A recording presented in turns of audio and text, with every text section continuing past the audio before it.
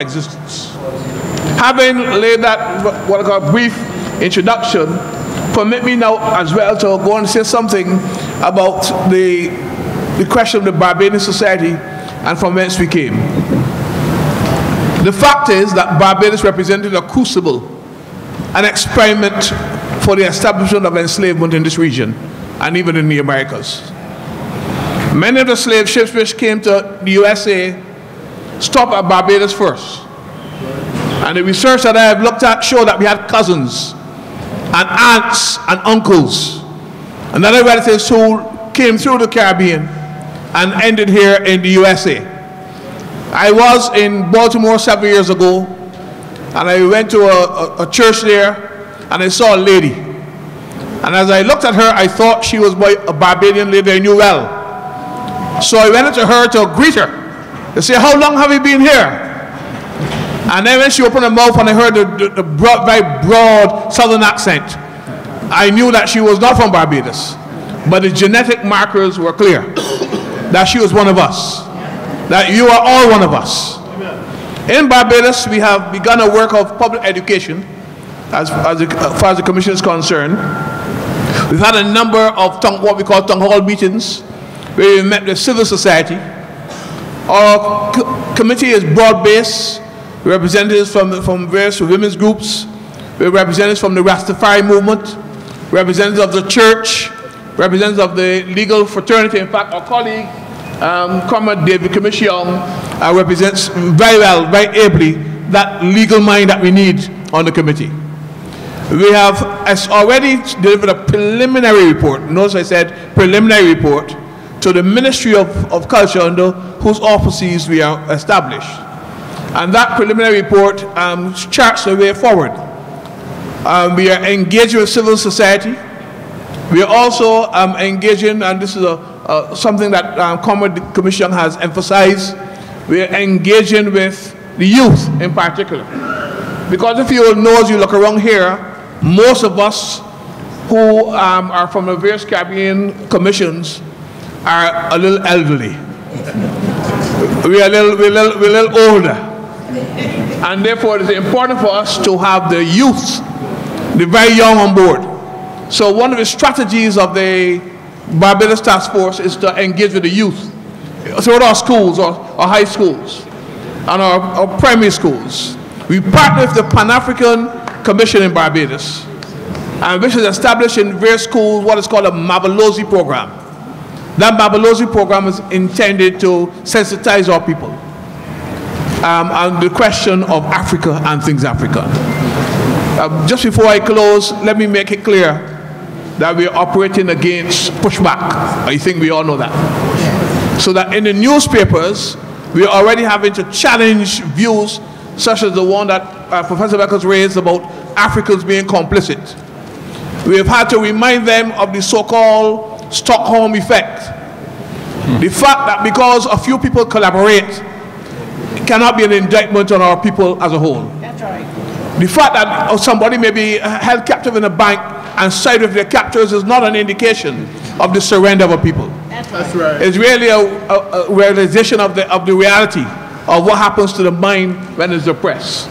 So that we are in the business of refuting centuries-held arguments. And the arguments against our work come not only from the European element in our communities, but from some of our people who suffer from a pathology of self-hatred. So we are in the struggle to educate persons that Africa is ours, and we are Africa. So without any further ado, I again commend those who have been working with us, those who have invited us here to this conference. This is an historic conference. We expect this conference to chart new ground, and I would support the call made by our chairman, Professor Beckles, for a global initiative to emerge out of this conference. Africa, the new world, and our African diaspora, wherever they are, let us come together for the cause. Freedom is on here. Thank you, Professor Wells. Thank you. I will now give the floor to the Reparations Commission of St. Vincent and the Grenadines. And the Vice Chair will actually give a presentation. Okay, thank you very much, Comrade Zunda. A pleasant good morning to everyone gathered here this morning. And of course, like my colleagues before me, I too would like to add my voice to the general commendations that have been offered to those responsible for hosting this most important activity.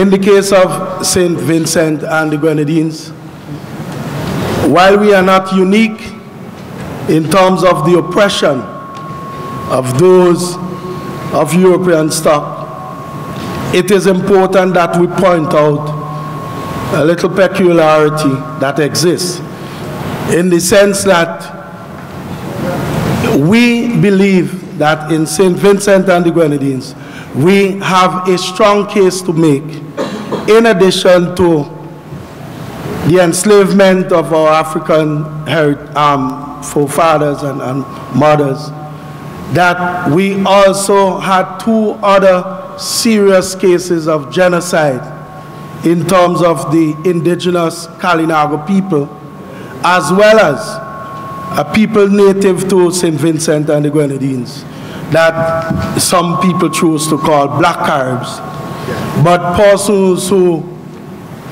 identify themselves as Garinagu, or they are popularly known by their cultural names, the Garifuna people. And that ethnic group, if you like, emerged out of St. Vincent and the Grenadines. And the British, in their wisdom, recognized that they could not establish colonialism or chattel slavery on St. Vincent and the Grenadines unless these native people and Kalinago people were exterminated. So the British embarked on a campaign that resulted in genocide of our Garifuna brothers. They were actually exiled from St. Vincent and the Grenadines.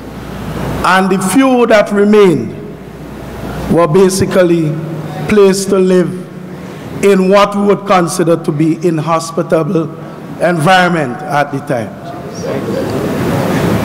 So that it is important that I offer this as an introduction so you could understand the passion of our people in seeking reparatory justice for crimes against humanity. And we are therefore very proud and happy to be part of this process. I want also, as was mentioned, to identify the role in this new dispensation played by our sitting Prime Minister, the Honorable Comrade Ralph Gonsalves, in taking the issue to CARICOM and doing what we don't often find happening in the Caribbean context. Within CARICOM, that is where you had a unanimous decision being taken on an issue at such in such an expeditious manner. I said earlier, new dispensation, because the truth is that we have had over the years the Rastafari community that would have been very outstanding in maintaining that call for reparation, among other things. And also, we must identify too the cultural artists, the performing artists.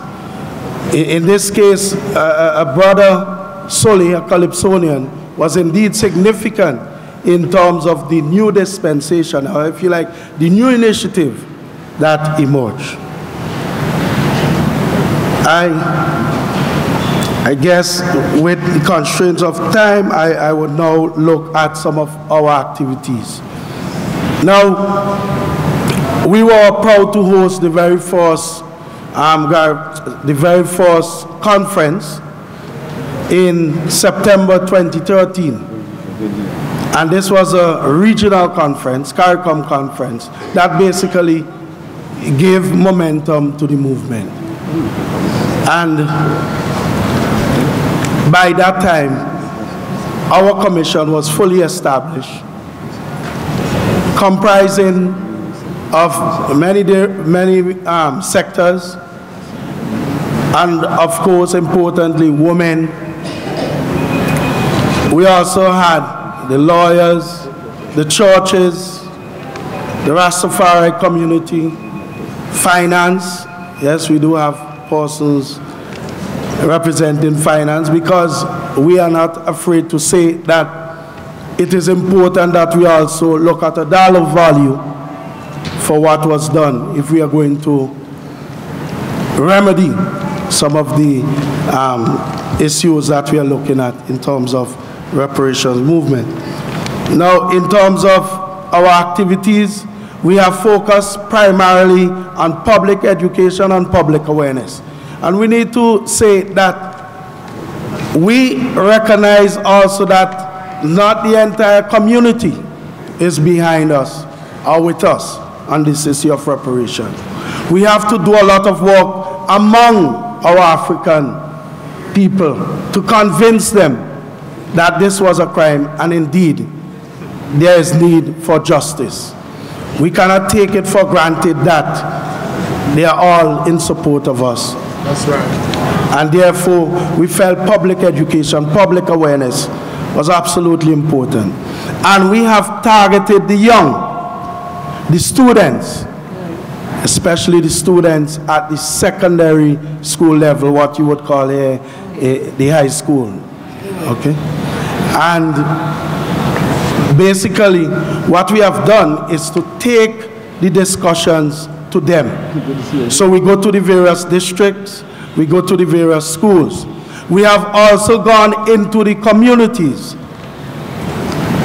The churches, for example, and I must say that the churches have tended to be very open to some of the discussions.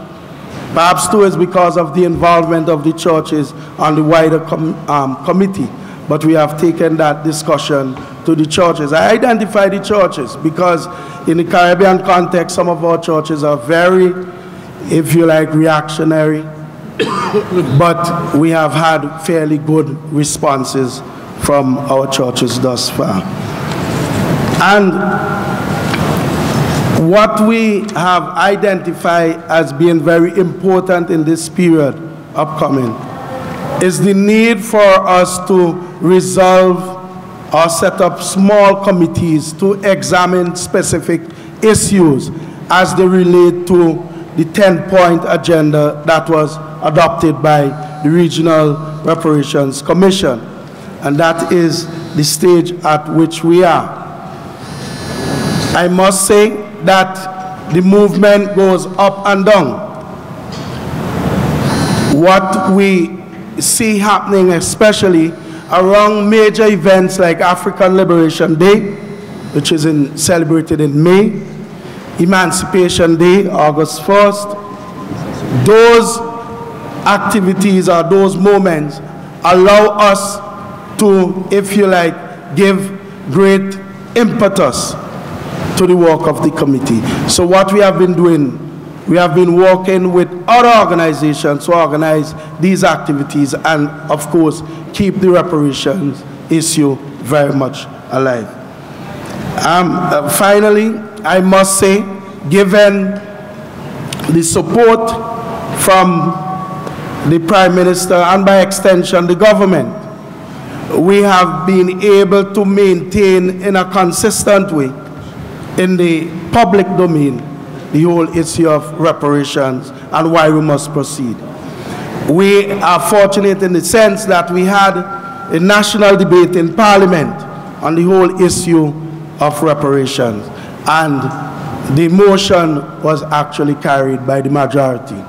So that I can safely say that St. Vincent and the Grenadines, we are standing firm at the level of government and certainly at the level of civil society where this reparations issue is concerned. We look forward to gaining a lot from this summit and hope that our experience here would help to further our work in St. Vincent and the Grenadines, but also in the wider CARICOM region. And of course, we do endorse the idea about establishing a global reparations movement, because we do recognize that if we are going to get those who have the power to yield some, we need all hands on board. Thank you very much.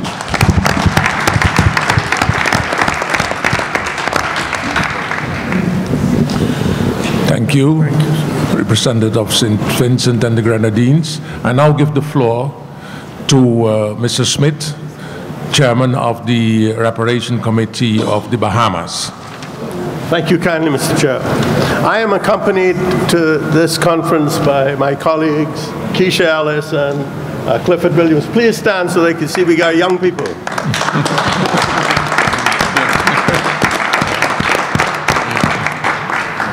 Not just us graybeards, which I proudly wear. If I may, I should just mention some of the things that... Closer to the mic, please. Closer. If I may, I should just mention some of the things that we in the Bahamas are involved in this process of repairing the damage done.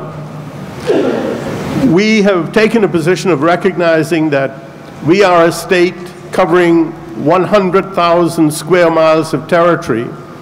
We have a small population of 350,000 people or so who live on more than 150 islands and keys within that 100,000 square miles.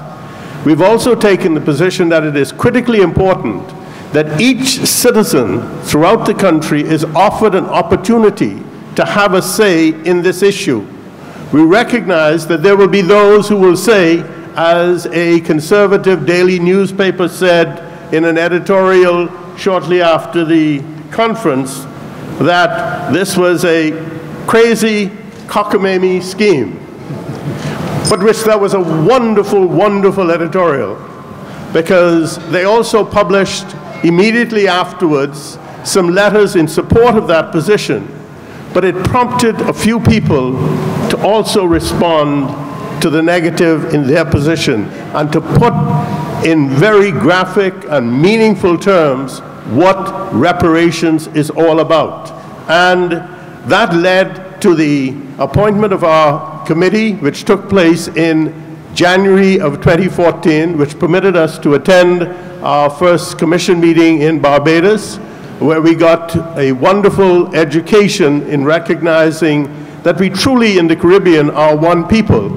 And that more importantly, you have demonstrated by how you have received us here that we are one people in the Americas, and we are, as a result, truly citizens of the 5th region of Africa, which the African Union declared all of us in the diaspora, no matter where we live in the world, to be. So the 6th region, I'm sorry, to be citizens, so that we, all of us, are politically and demonstrably a part of one nation of people who encompass residency all over the world, which gives us an opportunity as one people with one heritage to impact the entire world with the simple idea that justice is never ending, and that one who fights for justice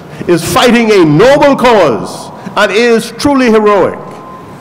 We, 100 years ago, were guided by a great man, born in Jamaica, recognized as a national hero in Jamaica, who did seminal work in the United States of America, in Europe, in Africa, bringing us black people together. In 1913, when he was 26 years old, in a magazine article he said, "As one who knows the people well, I, Marcus Mosiah Garvey, make no apology for prophesying that there will soon be a turning point in the history of the West Indies, and that the people who inhabit that portion of the Western Hemisphere will be the instruments of uniting a scattered race who before the close of many centuries will found an empire on which the sun shall shine as ceaselessly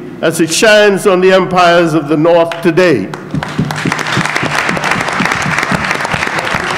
100 years later, that prophecy was realized when the heads of government of CARICOM formed the CARICOM Commission on Reparations.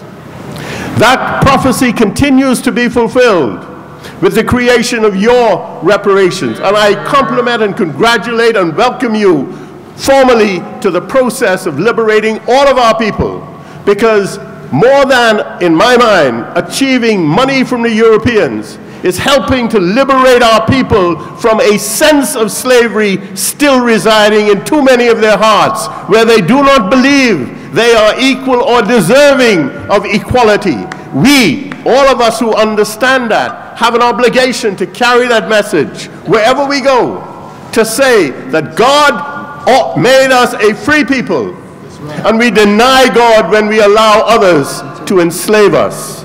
It is that philosophy that drives our commission, and we are encouraging our people by community talks, by town meetings. We have established committees on many of our islands, and we will continue that process.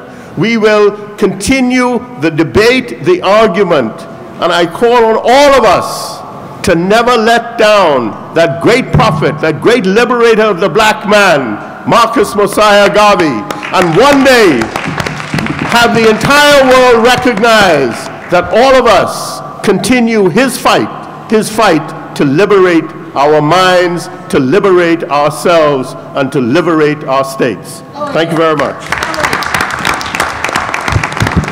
Thank you. Check. Thank you very much, Brother Smith. And as a matter of fact, we will skip our brother from Trinidad who just arrived, and I will give the floor to Professor Farine Shepherd, the chairperson of the National Reparation Committee of Jamaica. Thank you very much. I want to greet all brethren and sisters here. I want to thank the IBW for hosting us from the Caribbean, and greet everyone here in the audience for being here today. I particularly want to greet Rastafari in the audience. Where are they? Because, as you know, the enslaved Africans started this fight, was carried on by Rastafari. They lit the fire. It's now an unstoppable conflagration. Jah, Rastafari, ever living, ever sure. I represent the Jamaica Reparation Commission, and I'll go very quickly through the work that we have been doing. First of all, I'd like to say that we work within the CARICOM Reparation Commission, and you can see on the screen some of the members represented here as we met in Jamaica for one of the meetings. Also, I want to show you that we have on board with us people from academia. We have lawyers like Anthony Gifford, who's sitting right here, and I don't know, I can't get the thing to work. But anyway, and some of you may recognize Bonnie Whaler. Where is the arrow? Okay, here we go, Bonnie Whaler. I'm sure you know Bonnie Whaler from Bob Marley and the Wailers. He's on board. Or Rastafari brethren, or lawyers like Anthony Gifford, Bert Samuels, or young people. Everyone is represented. It's a bipartisan committee. We were established in 2009 on the chairmanship of the late Professor Barry Chavance. Unfortunately, he passed and passed the baton to me. I started this work in 2012. I'm talking about the official work because I've been in this struggle for a long time. We work nationally and regionally, And we have been trying recently to publicize our presence, make our presence heard, be more visible. And I don't know if Don has my jingle lined up. Can we hear it? Reparation is a route to world peace and justice. On behalf of our enslaved ancestors, known and unknown, we shall Black Lives Matter. Former enslavers and colonizers must right the wrongs of the past, pay their debts and settle the accounts. We Africans and people of African descent claim for reparation and repatriation. Even CARICOM and the government of Jamaica have said, reparation can come. Brought to you by the National Commission on Reparation. Get up. So that's a production of volunteers, artists in Jamaica,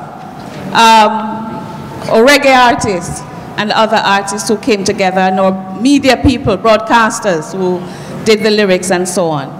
So we're working, we have a public relations officer on board now, and he's trying to ensure that this jingle is played on all radio stations. Some radio stations will give us free time, some won't. We'll see how that goes. We have funding from the government of Jamaica now, so we'll be able to get it on the radio. It's being played weekly now on my radio program, Talking History, a weekly program. So we have tried to engage in a media blitz recently. I'm starting with today and working backwards. So we are on all radio stations with interviews, or jingles being played. We have TV presence as well. And we are working because now that we have had the debate in Parliament, now that we have submitted our report to the government of Jamaica, now that CARICOM is on board and other activists, our role now in Jamaica is to go around the island. We have a banner, Black Lives Matter, claim for reparation. It's on the side of a van. And we are taking our message to schools, universities, colleges, other institutions, to the corporate world, Rotary Club, Kiwanis, you name it, we're there. Churches, high schools, prep schools. And so that is our mission right now, to increase our visibility as well as to engage in public education. Jamaica ended its debate in Parliament with a bipartisan vote, a unanimous vote, to approach Europeans, starting with Great Britain, for reparation. So what we have to do, yes, it was a very historic vote. Both political parties are on board. And therefore, our role is to increase public awareness, public education, and support the government of Jamaica in what it will have to do, which is going to be a difficult task.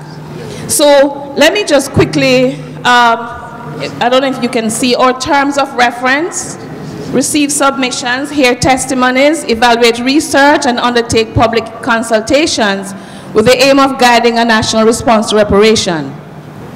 Recommend the diplomatic initiatives, security considerations, education, and public information required.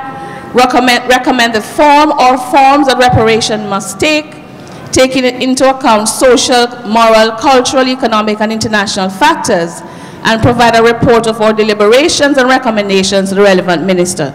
So we have fulfilled some of these terms of reference, and we are now engaged in producing a booklet called Frequently Asked Questions and Answers on Reparation, to fulfill part of the terms of reference, to provide information for the public. We have until November this year to conclude the report, and we're working very hard on that. And we're going to end our work with a big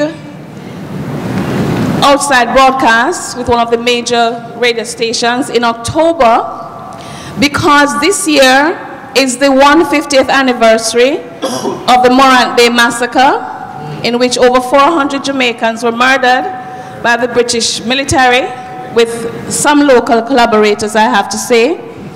And we have to make a statement about the 1865 war in Jamaica. because it's along with Haiti, I think that's the case that we have to press. And we are trying to do a reenactment of the trial of Governor Eyre.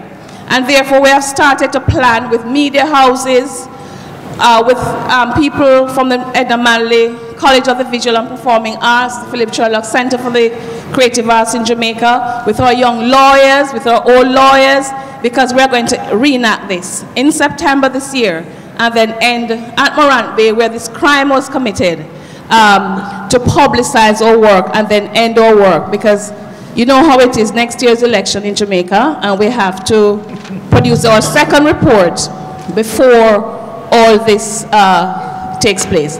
And so I want to end by saying our work is not just for us. Our work is for those who have gone before. And I want to find, and Don, you can play that again while I find the names of those whose work has made us strong, the reason we are here, the list of names of our enslaved ancestors who struggled so hard for us and died as a result of that.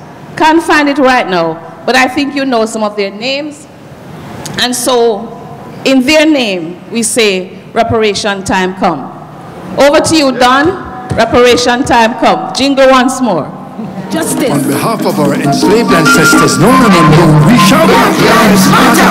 Former enslavers and colonizers must right the wrongs of the past, pay their debts and settle their accounts. We Africans and people of African descent claim for reparation and repatriation. Even CARICOM and the government of Jamaica have said, reparation can come. Brought to you by the National Commission on Reparation. Get up.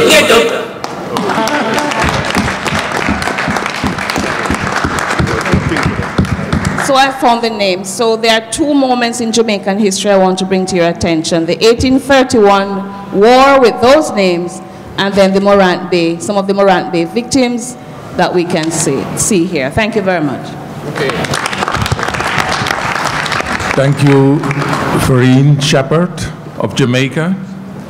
And I'm going to be somewhat psychophonic by inviting myself to the floor. And as the chairman of the National Reparation Committee of Suriname, I also want to address you in a few minutes. I will start by saluting all of you here present, and especially give a warm greetings from the people of Suriname and also the government of Suriname. We truly congratulate the initiative taken in the United States of America by establishing a national reparations committee. And I think that this committee, the establishment of this committee, is a great step forward in the reparation committee, in the reparation movement in the Caribbean. We thank you actually for that. And I will start with a brief indication of where the history of the United States actually had a crossroad with the history of Suriname. It was in 1667 when the Dutch actually occupied Suriname, who had been occupied before by the English, and the English actually wanted to change Manhattan for Suriname. And why? Because Suriname was then already producing a nation, was at almost 50 or more factories. But actually the Dutch denied, and so they stayed there. The second matter in our history is at abolition of slavery, at emancipation. Then the Dutch government, who didn't prepare actually the continuation of the colony, that they requested the American government, requested President Lincoln actually, to, if you could make it possible that African Americans could go to Suriname and they could get a piece of land there. But I don't know why, but the African Americans didn't trust actually the two colonial powers at that time, and they stayed in the United States. Otherwise, some of you brothers would have joined us in Suriname. Yeah. Remarkable is also that Suriname was actually colonized from Barbados in 1650, when from Barbados a guy called Willoughby actually conquered Suriname from the native people there. Suriname has been in the history of the Caribbean the colony that where colonization and exploitation was the most cruel. And as a matter of fact, we see by researching the history that plantation owners in Jamaica, that they sometimes threatened the enslaved people by mentioning to them, if you do this or that again, then we will send you to Suriname. And what has been the case? Professor Hillary had just mentioned the survival rates. I can tell you that the survival rates in Suriname have been the lowest, probably in the whole Caribbean. The survival rate in Suriname was 9%. Yes. So in total, 350,000 Africans were deported from Africa. And at the end of slavery in 1863, only 34,911 were left. And the point is that that is a fact, and besides what happened to the Africans, also figures show actually the genocide that happened with the native people of Suriname. When the Spaniards arrived in Suriname, you had approximately 70,000 native people. At the census of 1920, we had only 1,400. So they almost disappeared.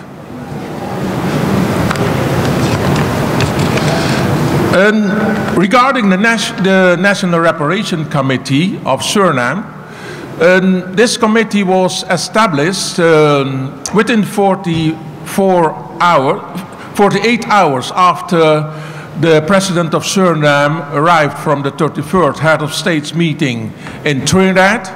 He actually called me personally, because I was then the chairman of a national reparation platform, and he actually told us that this national reparation platform will be the National Reparation Committee of Suriname.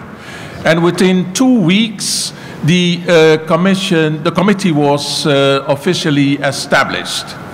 And I must say that it was established, but the funding is actually taking place on a what you could call in-kind basis.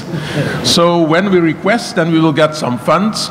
But recently we have filed a budget for the year 2015, and we expect that this budget will be funded, and that funds will be available for disbursement in a couple of weeks. What we have done and what we plan to do, As a matter of fact, I have prepared a paper and made it available to the conference organization. So I suppose that you will get it, and so that I can stay between the time limit of five minutes that I have imposed on myself. Yes, but there are still 2 or 3 things that I want to mention to you. In the first place, we can mention that the influence of, you could say, of the system of mental slavery in Suriname has worked excellent. It has worked so well that we have to mention that at our university, no one actually did a study on reparations yet. And that's the reason why we have established a government institute to do the research on reparations. And this year, the Institute of Research on Genocide and Reparations will present two studies. Furthermore, I can mention that from the Reparation Committee of Suriname, we have conducted a couple of master classes on the island of Curaçao, which is a Dutch-speaking part of the Caribbean. Furthermore, we have welcomed the decision taken in the Parliament of Jamaica and made work of it to send the documentation that we received. We thank you again for that, Farine. To all the political parties in the opposition and in the coalition. And for the first time in Suriname, 2 weeks ago, the matter of reparations was raised, and parliament members of the opposition and the coalition requested the government what are their views on reparations. And they also made a statement for support of the government of the Reparations Committee of Suriname. Last but not least, I can mention that in the context that in the Reparation Commission, in the Interregional Reparation Commission, it was mentioned that at a stage of time, a consortium of lawyers in the Caribbean would actually continue the work that has been done now, that we, with the support of the government, have chosen a local firm, and the major partner of that local firm is called Mr. Narendorp, and whenever this consortium is established,